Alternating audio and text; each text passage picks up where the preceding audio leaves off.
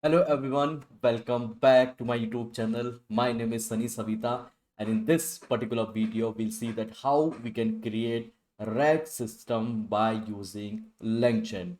So guys, I was on break, so it's been a long time that I haven't uploaded any video on my YouTube channel. So first of all, let me show you my YouTube channel and then I will give you the further update. So guys, once you will go and check with my YouTube channel, you just need to search about Sunny Savita, and here you will get my YouTube channel. There you will find out different video on top of the generative AI, so regarding the LLM and all. So I started with the history of the generative AI, then I came to the Llama Index, Gemini, Sora, Bragg pipeline, Llama Index and all. So many more videos. Okay, so guys, if you haven't subscribed, if you haven't checked, then please go and check. So I uploaded my last video 1 month back, and it's been a long time. It's been a 1 month. Basically, I haven't uploaded any sort of a video because I was busy with my personal thing and the work and all. So I took that break. Now I'm back, and definitely we'll start with our learning again. I will be uploading the video. So I'm starting from that particular topic itself where I left 1 month back. So here, if you will go and check with my video, so you will find out that in my previous video, I was creating the rag pipeline from scratch. Okay. So I shown you the complete code with respect to the rag architecture, that how you can create the pipeline, rag pipeline from scratch. And I given you the complete and detailed introduction of the rag. So just go and check with this video. If you want to know more about Gemini, Langchain, Llama, then definitely you can go and check. Even in the live class also, I have covered one project, end-to-end project. It was a live session.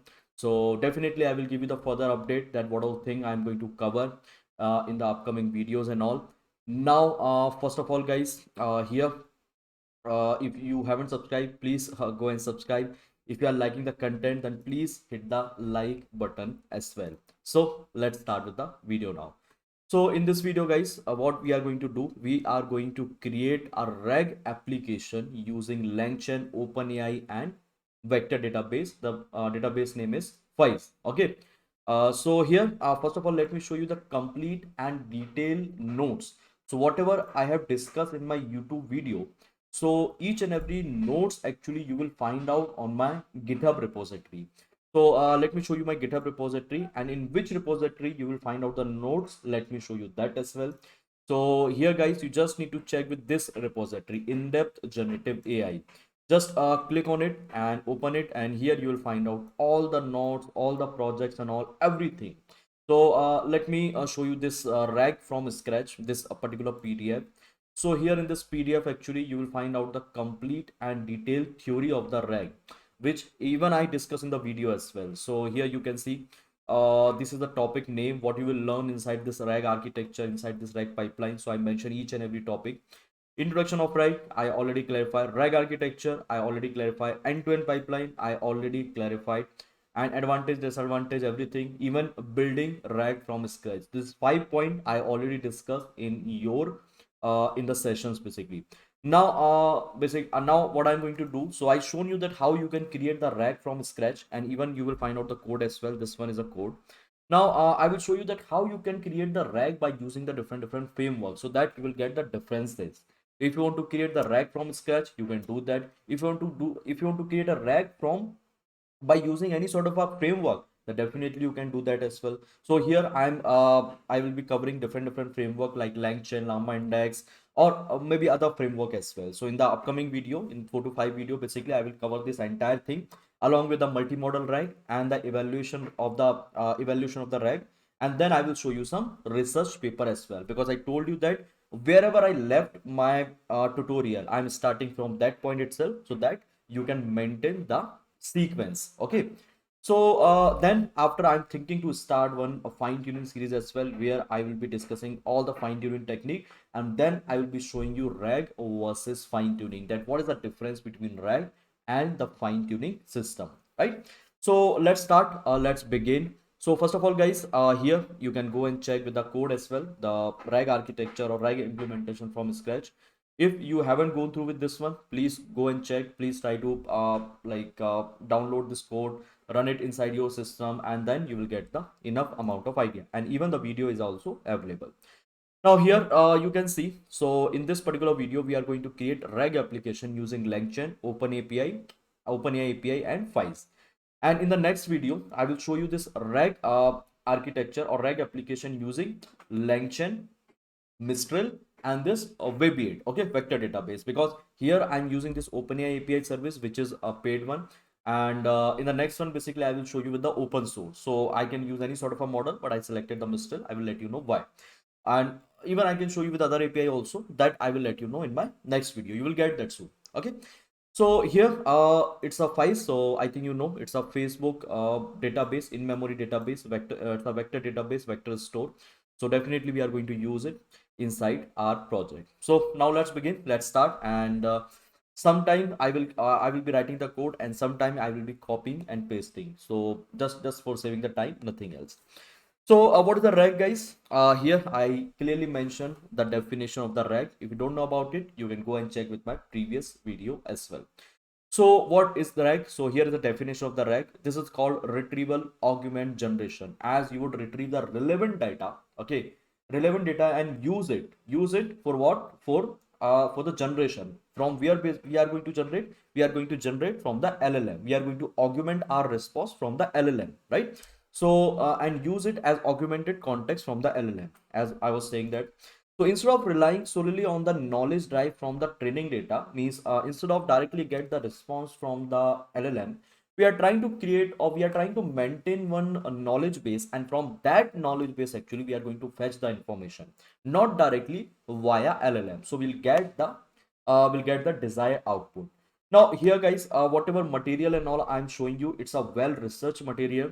And even like if you will follow my material, my notebook, you no need to go anywhere, because whatever thing you are doing, so so here I'm doing behalf on you. So if you are eager to learn this generative AI and all, definitely you should follow my material, because here I will show you each and everything, whatever you require to become generative AI engineer, or whatever is required to develop something by using the generative AI or LLM. Okay.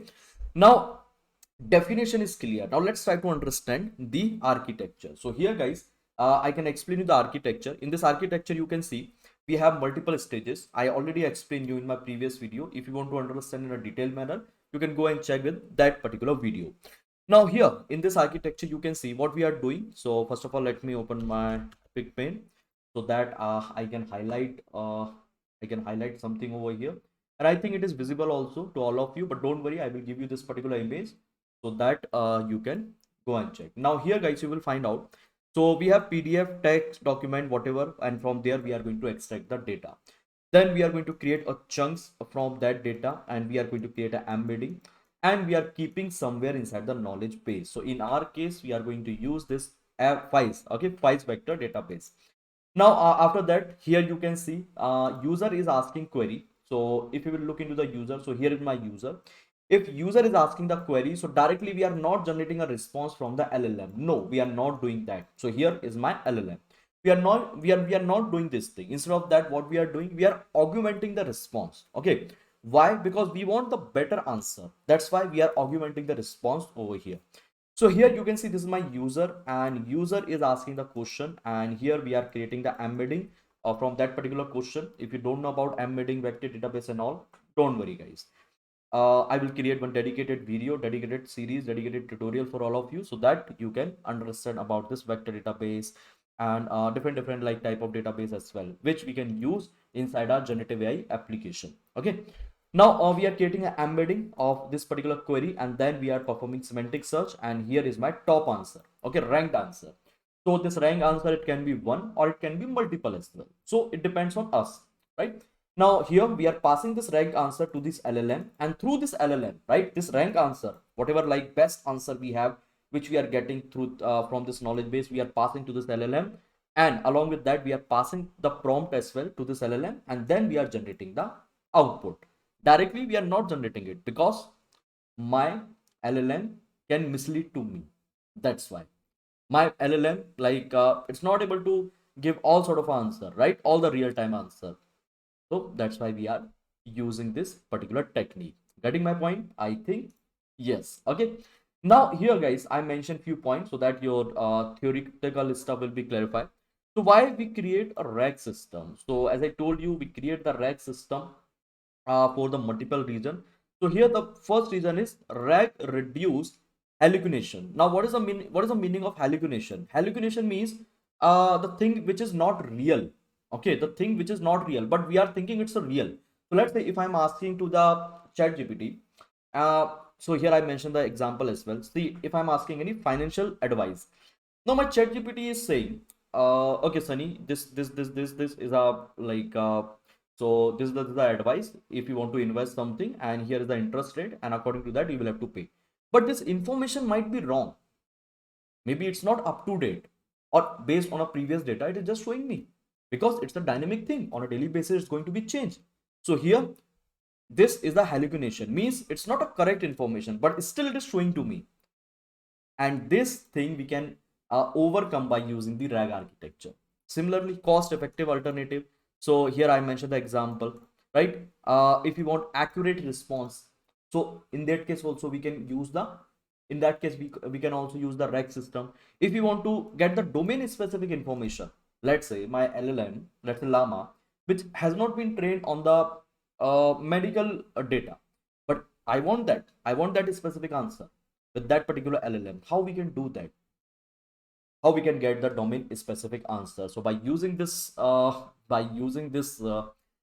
architecture, it is possible because we are fetching the information from the knowledge base, and we are instructing to our LLM that okay, you have to give this answer. Right now, RAG practical use case, that whatever use case you and me is going to be solved. So question answering system, we are going to create a question answering system for solving this particular thing, means for solving this hallucination or cost effective solution, because sometimes this fine tuning is very expensive. I will give you the detailed difference of it once I will come to that, but as of now just think that this fine tuning is little costly compared to this RAG system. So accurate response, if we want that, definitely we should use that. And the other thing as well, you can go and check with this particular link, which will give you the complete detail, okay, of this RAG, why we should create a RAG system. Here you will get that. I have mentioned the link as well. So here, guys, RAG practical use case. So question answering system, conversational agent, means a chatbot and all, real time event commentary, a content generation. If you want to do a content generation, personalized recommendation, means any personalized recommendation system, virtual assistant. If you want to implement this particular use case, then definitely you can take help from the RAG, okay, retrieval augment generation, and you can be a better one. Okay, your system can be a better one. And here basically you can go through with this particular link and you can read in a very detailed manner, and you can do your own research as well, but here I just mention it so that you can take a reference of it. Just it. That's it. Now let's create our applications. So first of all, guys, we require some sort of a libraries. So here I mentioned those library. So first library is Langchain. I think you know about it. Second is OpenAI, tick token, and this rapid Docker, Onyx runtime. So this is just nothing, just for loading the data. In between, actually, we are getting the error in the latest version of the Langchain. So now it required this particular directory while we are loading the data from the text or PDF. So yes, we have to install. We'll have to install this one also. Tick token, I think you all know about it. And OpenAI basically for connecting or for accessing the OpenAI API, Langchain. I think for that only we are seeing this particular session. Now let's start. So here, first of all, we have to fetch the OpenAI API key. I already shown you. I think I shown you or not. I'm not sure. But here in the collab also, we can save the API keys. So here actually I already saved my OpenAI API key. If you want to add the new secret, then definitely you can do that. You just need to click on this add new secret. Just click on it, and here you can give your name, whatever name you want to provide. Here you can pass the value and just save it, okay, and or else you can give the access. Then definitely you will be able to access inside this particular notebook. As simple as that. Okay, now here I already saved my OpenAI API key. Now if I want to access, or if I want to get this OpenAI API key, then here's the code. So I'm going to use this particular code for accessing the OpenAI API key, right? So let me write this particular code, and here my secret name is what? So here is my secret name is OpenAI API key itself. So let me write this OpenAI API key over here, OpenAI underscore API underscore key, right? And with that, basically, we'll be able to access the key. And why I'm doing that? Because I want to access the GPT model. And because of that, I'm accessing this key from here itself. So I hope this thing is clear to all of you. Now, the next thing basically. So first of all, let me run it and let me check whether it is working or not. But before that, guys, please connect your runtime because as I can see, it is not connected over here. So for connecting it, I just need to click on this change runtime. Then here I am selecting the GPU, and here you will find out the various options as well. But it is not enabled. It will be enabled if you are purchasing the paid version of the collab. Now we are using this free GPU, T4 GPU, and I just need to save it and then connect it. That's it. So here you can see my GPU is going to be connect, and then I will be able to execute each and everything over here. And don't worry, I will give you this notebook, and along with that, I will give you a few other material as well. And yes, now it is connected. So let me run it and let me install each and everything here inside my local environment. So here you can see, guys, everything is going to be installed. It might take some time in some cases, but here I won't think it will take more than 2 minutes. So let's wait for 2 minutes, and then we'll try to access the key. Now after getting the key, guys, what we will do, so after getting the key, we have to set the environment variable. I can directly use this particular key, and or I can set it as an environment variable, temporary environment variable. So for that, actually the code or the code is very simple. So first of all, let me mention the heading. I have written the code inside my notepad, so I will be just copying pasting, and yes, so it will save my time. That's it, nothing else. So here you can see my all the requirement I already installed. Now what I will do here, so here actually I will set my I will fetch my OpenAI API key. So once I will run it, guys, here you can see I am able to fetch my OpenAI API key, and from where I am getting it, I just saved it over here. That's it. Along with that, you can see Google AI API, Google API key, Hugging Face API key, other APIs key. Okay, so everything you can save it over here itself. Now you no need to create .env file or something else. Here I'm setting my environment variable as well. So let me run this particular code, and with that, basically we'll be able to save the environment variable. So I'm importing this OS module, os.environment, and here I'm passing my OpenAI key. This is my variable name, and this is my actual value. Okay. Now if I'm running it, so here you can see we are able to set it as an environment variable as well. Again, I'm saying directly also you can pass this particular key. Now guys, the first step, see, whenever we are going to create a rag, so we have three stages of it. The first stage is called the data ingestion. Now the second stage is called data retrieval. Okay, retrieval. And the third stage is called data generation. So data generation, data generation. So we have three stages of the RAG. So here we are going to implement the first stage. And for implementing the first stage, what I need to do, let me show you. So first of all, guys, I will read the data. So here I will have to give the entire information with respect to the data. Let me write the data ingestion over here. Okay, I think it is perfect now. So data ingestion. Now, first of all, guys, I have to load the data. So for that, I'm using this request module. So request module, basically it will help me to load the data. Then one more thing, basically I'm going to be import over here. That's going to be a text loader. So from the Langchain itself, I'm going to be use the text loader. And one more thing, guys, which we are going to be import over here, that's going to be FAISS. So this three module I have loaded, or sorry, I have written over here. And once I will run it, so here you can see I am successfully able to load it. Now what I need to do, I need to load the data. But which data? So here let me give you the detail of the data first of all. So here once I will click on it, so you will get this particular data. Now this data name is what? So the file name is state of the union. In most of the documentation and all, you'll find out this particular data. So here I just took this data. but you can take any sort of a data. And even in the next video, uh, I will show you that how you can aggregate multiple PDF, right? And that use case is going to be pretty amazing, because I planned lots of video for all of you. And so please subscribe the channel, guys, because we will get so many things over here. Now, state of the union. So first of all, let me give you the detail of this particular data. So here, guys, this is the detail of this data, state of the union. So the state of the union is nothing. It's a kind of speech, right? Which is delivered by the president of the United States, right? So the state of the union address is an annual message delivered by the president of the United States to join a session of the United States Congress near the beginning of the most calendar year on the current condition of the nation. So it's kind of a speech, and this is nothing actually. It's a speech which I we got over here, right? So let me show you where here, right? So we are just going to fetch this particular speech. So state of the union.txt.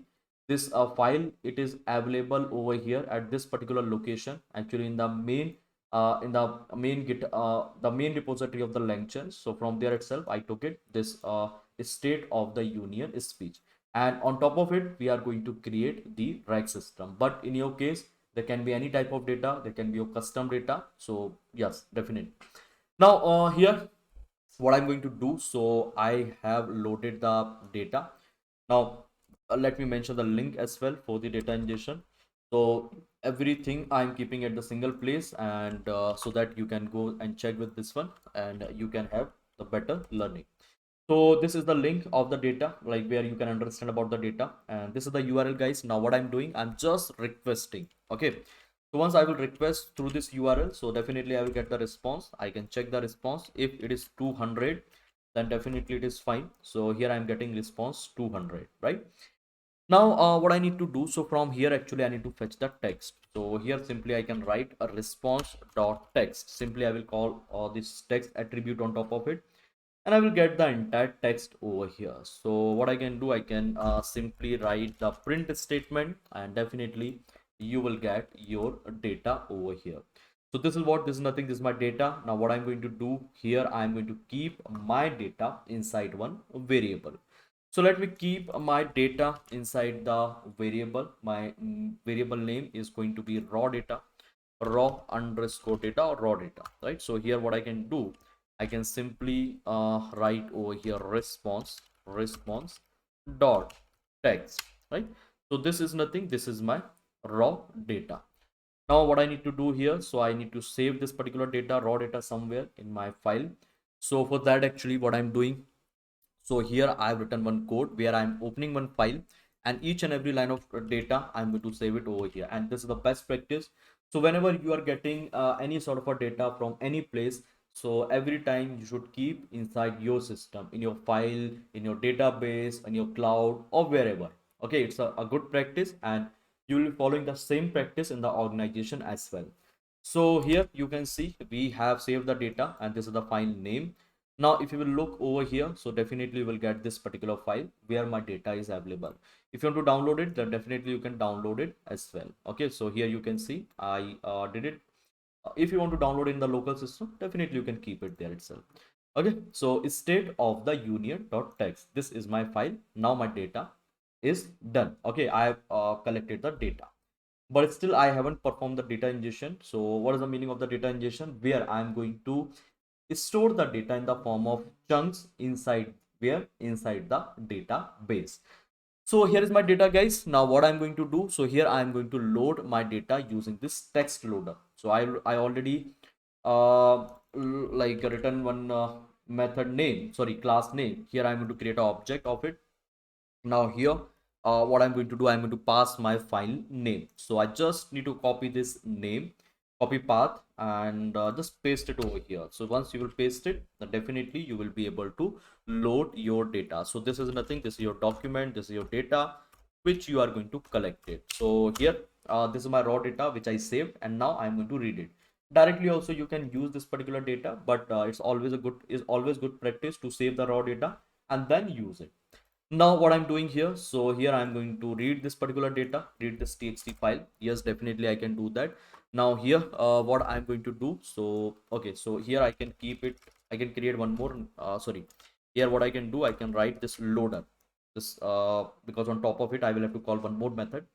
So loader is here. Now on top of it, what I can do, I can write this load, LOAD. So this is my method on top of this object. Now here actually I will get my document. So document, MENT, and here is what, guys, here is my document. Now if I want to check, then definitely I can check it. Simply I can show you this particular document. So here is what, here is my complete data. Now this document, how you will be able to see that, right? So simply you can write the print over here, print document. So you will get this document. See, here it is inside the list itself. So if you want to fetch it, so simply you can write this 0 means the first index of the list. So it will give you one more object, that is nothing, that's the page content. Let me show you that. And here actually the page content, this one, now you can easily access from here. So simply you can write this page underscore content, and here is what, here is your data. So simply I'm writing here print page content, and see guys what you are getting here, you are getting the complete data. That's it, that was my motto, to store the data somewhere and then load it. So here if you will look into the architecture, so we just followed these two steps. Which step? Let me show you inside the architecture. These two steps, so where we are having the data and then we are going to extract it from there. Now what we have to do, we have to chunk it and then we have to store as a embedding. Okay, so these two things I have to follow. Now I will show you this particular part. So let's start with the chunking. So we have different method of the chunking. So each and everything, basically I will try to clarify with respect to this splitter and chunking. So now let's start. So guys, here my heading is going to be chunking of the data. So let me put the heading, and after putting that, let me import something.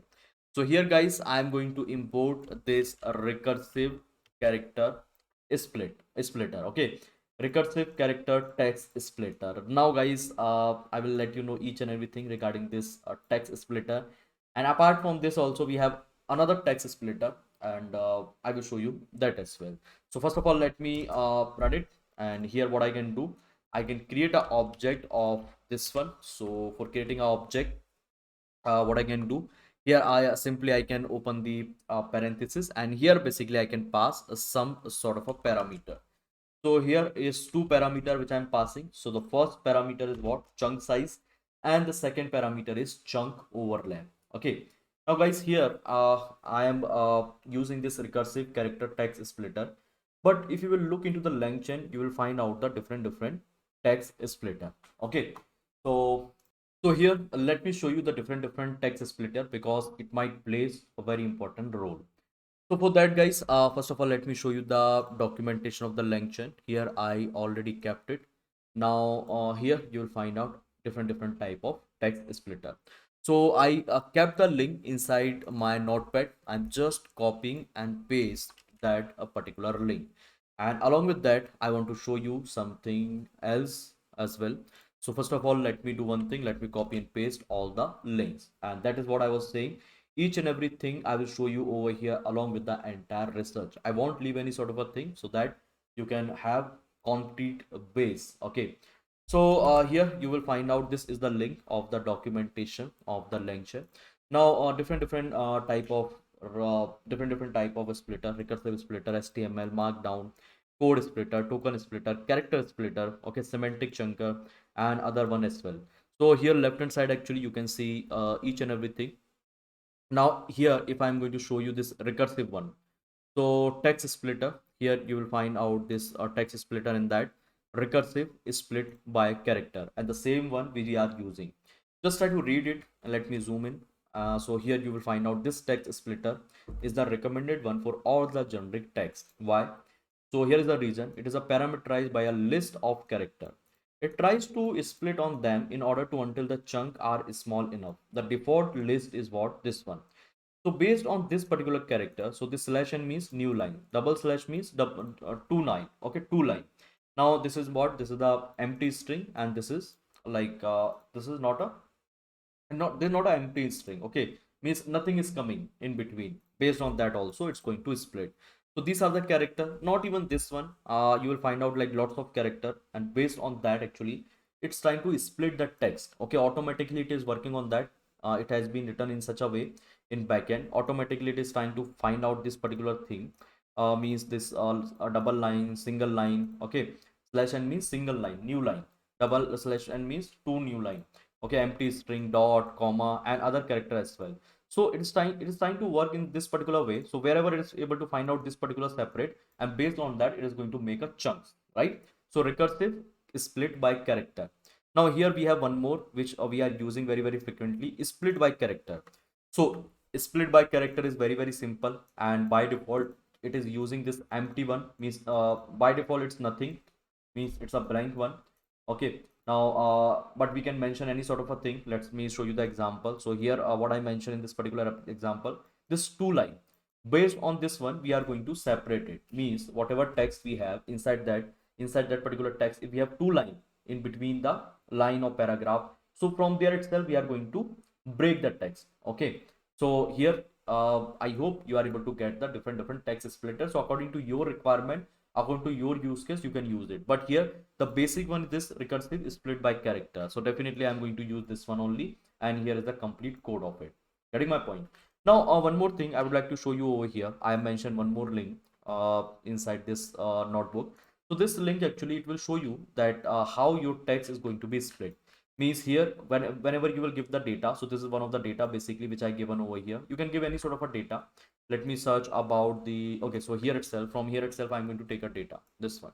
So let's say I took the data till here, and I'm just going to paste it over here.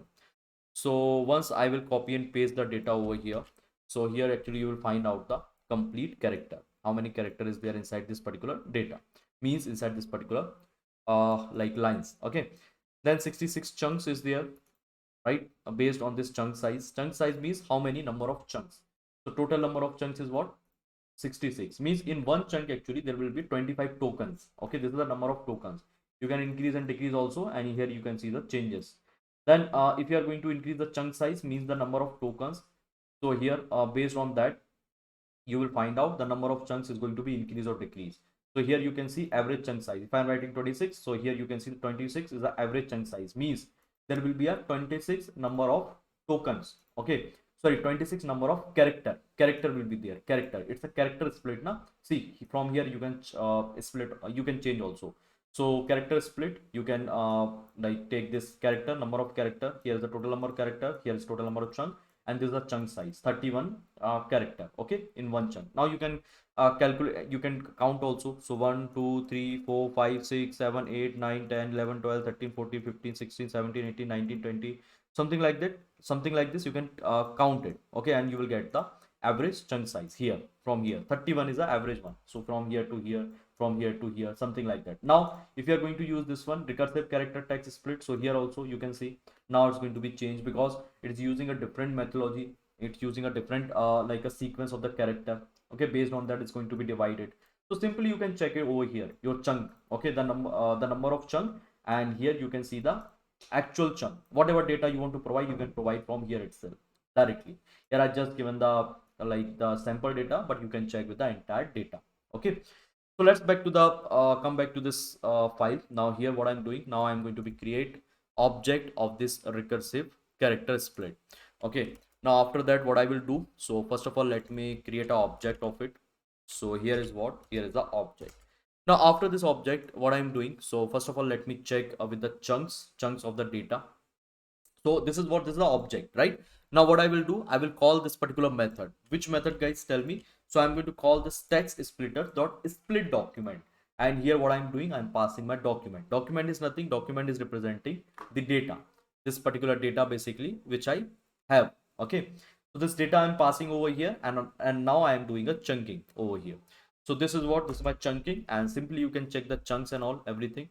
So here is my chunk size is 500, but according to your requirement you can reduce it. Chunk overlap, so here the chunk overlap means what? So I can explain you this as well. So what I can do, let me show you over here itself.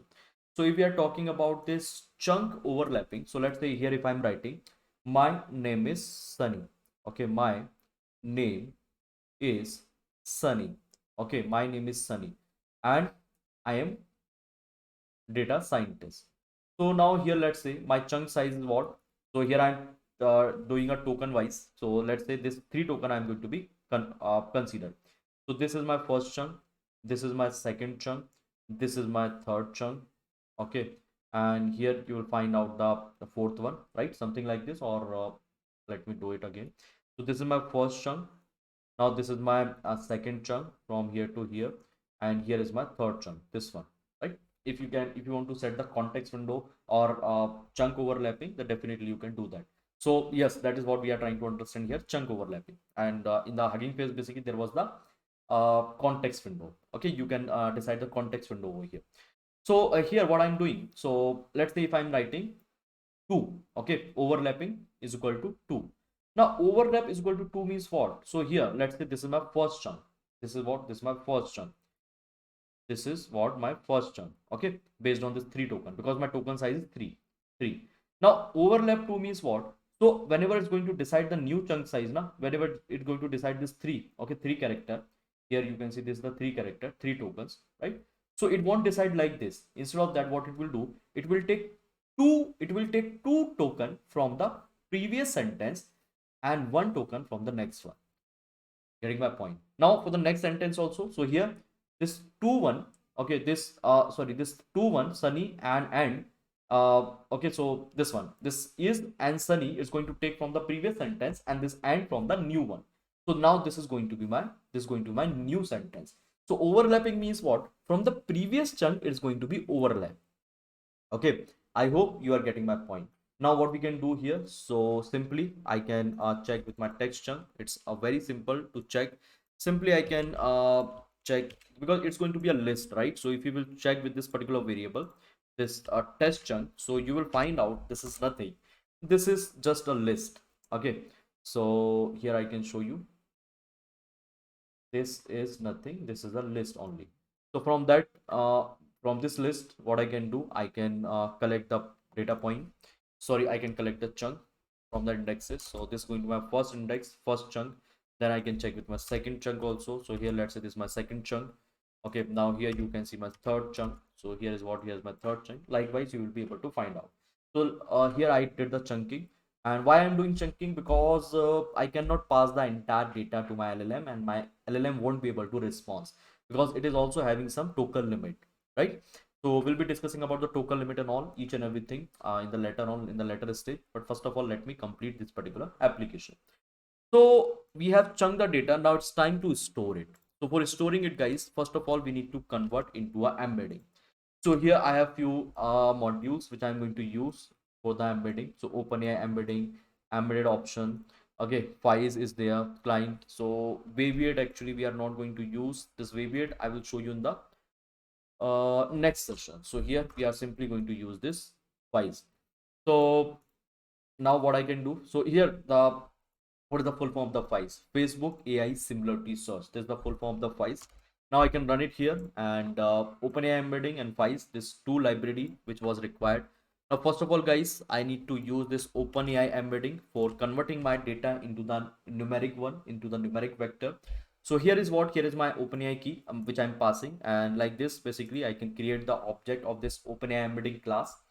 So here is what, here is my object of this embedding class, right? So here I did it. Now what I'm doing, so now basically I'm going to create the object of this files as well. Facebook AI similarity search, it's a in-memory database which is storing the data in memory, in the cache memory. From there itself we can get it. So FAISS dot from document. So here we are passing this text chunk, this data basically, and this embedding. This two thing is required. So this is nothing, this is my vector is stored, it's a n memory one. So here you can see it is simply saying that no module name FAISS. Not an issue, I can simply write pip install FAISS. So pip install FAISS. So whatever module, if you are not able to get it, simply you can write pip install over here. So let me write it down, this pip install FAISS, and then basically I will be able to run it. So here you can see FAISS, it is not there. Let me check with the proper I think it is having something different name. So just a second, guys. Probably I kept it over here itself. Okay, not an issue. I can simply search with the PyPy because it is not there in my notepad. So PyPy FAISS FAISS or FAISS CPU anything. So this is the one basically which we are going to be used. Now let's see whether it's going to work or not.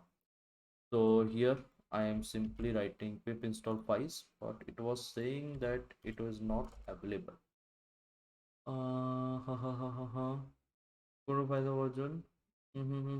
Okay, no issue. So here what I can do, I can simply search about it. Just wait, guys. Let me check one more time. Here.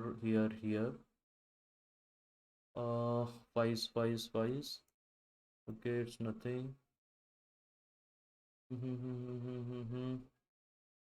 Okay, so here is the name of the package which I can use. So fifth, install FAISS CPU. So I hope it will solve my problem. Now let me check whether it is working or not. Let's see, guys, whether it's going to work or not. Now it is done, and let's see after running this one. So yes, definitely, guys, I'm able to create my vector store along with my data and the embedding. Now the next thing is what? So here now I want to, okay, now I want to load my LLM also. So here I can show you my LLM. Just a second. I'm using the GPT-1 itself. So first of all, what I will do here, I will be creating this vector store as a retriever. So this is nothing. This is my retriever. Retriever means what? I can retrieve the data, right? Means I have stored inside the database, and based on this retriever, this object which I created now, this retriever. Okay. So vector store is what? Is my object. On top of it, I called this particular method, and here is what? Here is my retriever. Okay, I got it. I think you got it. Now if you will look into this particular architecture now, so I think you will get to know that what all thing we have implemented. So here if you will look into this particular architecture, so here we have implemented this PDF. Means we have collected the data from here, then we did the chunking by using the recursive splitter, character splitter, then embedding. So here is what? Here is embedding. Then we are storing over here inside the FAISS. Till here everything is fine. Okay, till here I hope everything is fine. Now we have created a retriever. So whenever any new query is coming, so here from the user, so it can retrieve it. Okay, it can retrieve it, means it can retrieve the perfect result, mean the most like most important result from the database itself.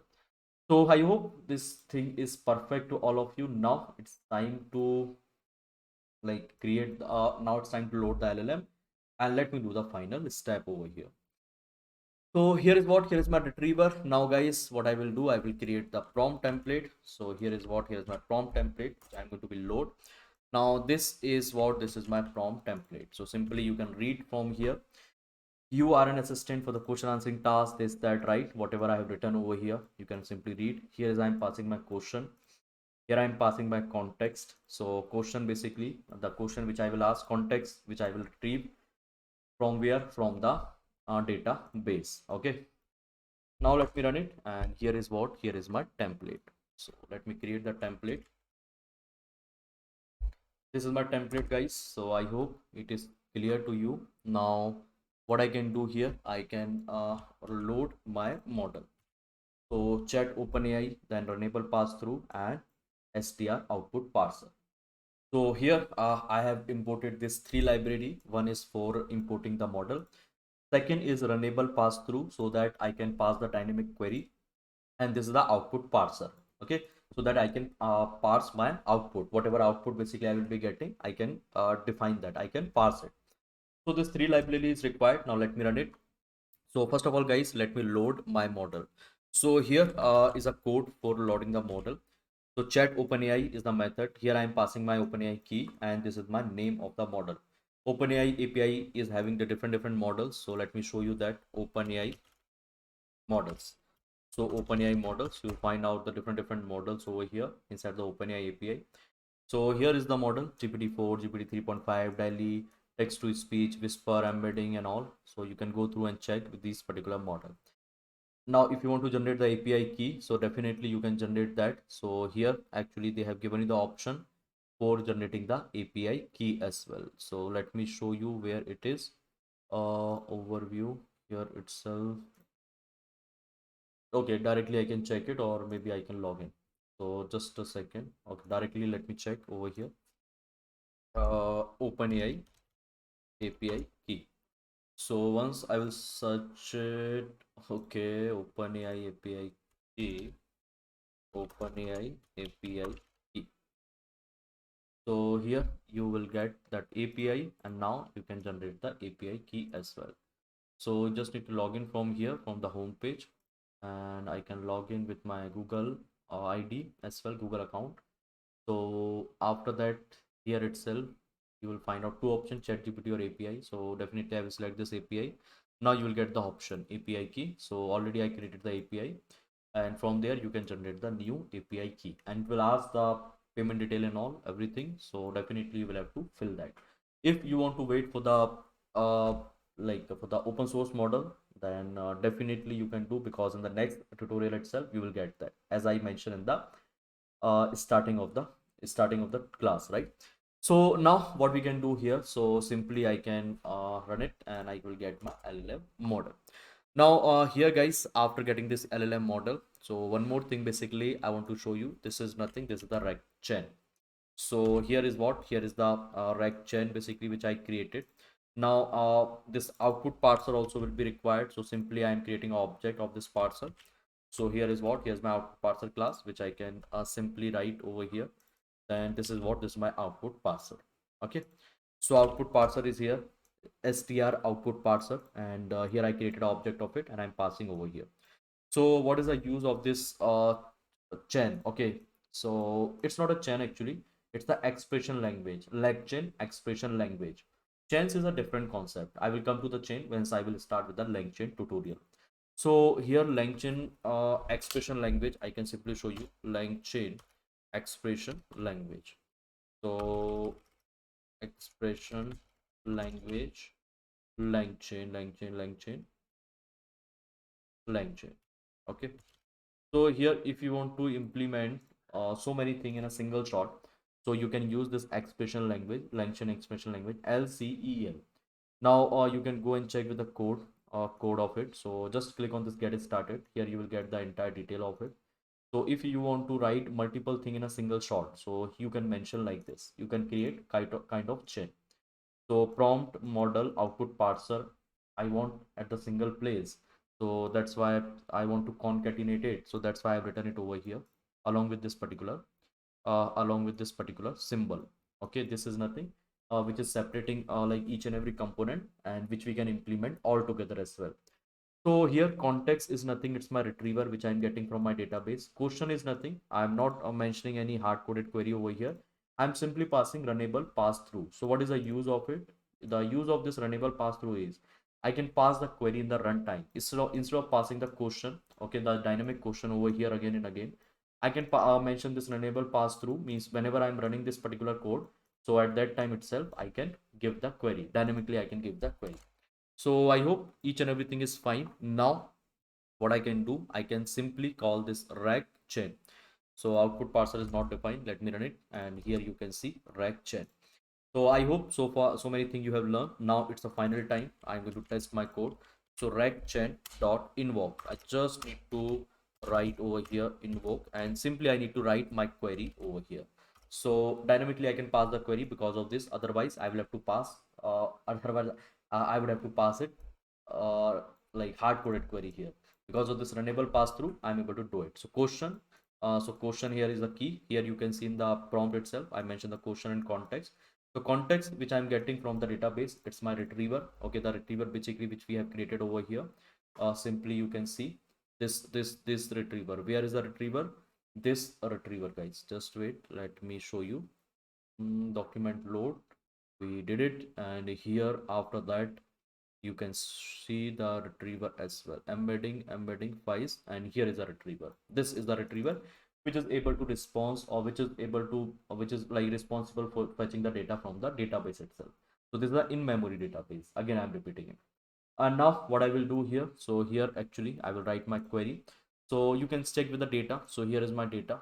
So let me open this particular data, and here inside the data actually you will find out. So it's a speech of the president, vice president, and I shown you the context of this data. Now according to that, basically I have created some sort of a question. Now let's try to ask it. So it's about the Russia, it's about the domestic problem, it about like so many things, the speech of the president. So let's try to ask some sort of a questions over here, and let's see what I will be getting over here. So my first question over here, which I'm going to be asked, which is very simple, and let's see whether my model will be able to answer or not for this particular question. So here the question is, I just kept in my notepad, guys, just wait. Let me copy and paste one by one.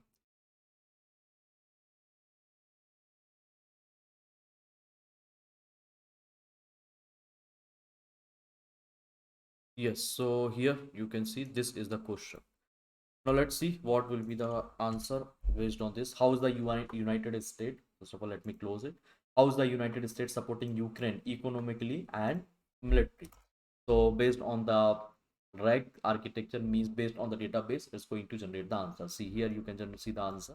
You can change the responses and all based on the prompt as well. So you can write anything inside the prompt and it will generate the answer according to that. So here I'm using OpenAI API, which is the paid one, but definitely it's worth, basically it's very effective as well compared to the other model which I have seen, that I will show you in the evaluation part as well.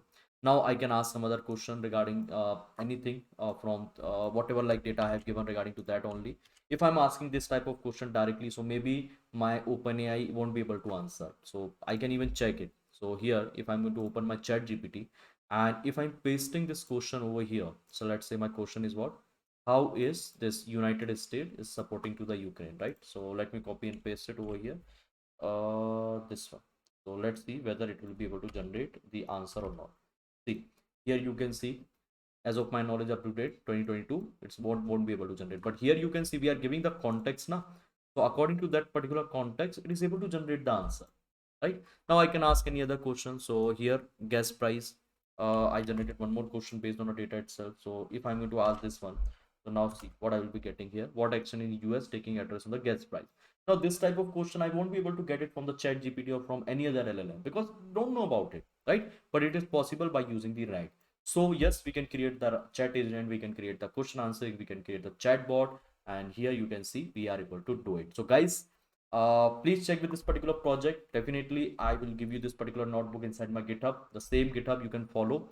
Until the next video, thank you, bye bye, take care. And if you haven't subscribed the channel, please do it, guys. If this channel is adding some value in your learning, in your life, then definitely you can share with your friend as well who is finding out similar type of content. We'll meet again in the next video. Until, thank you, bye bye, take care, guys.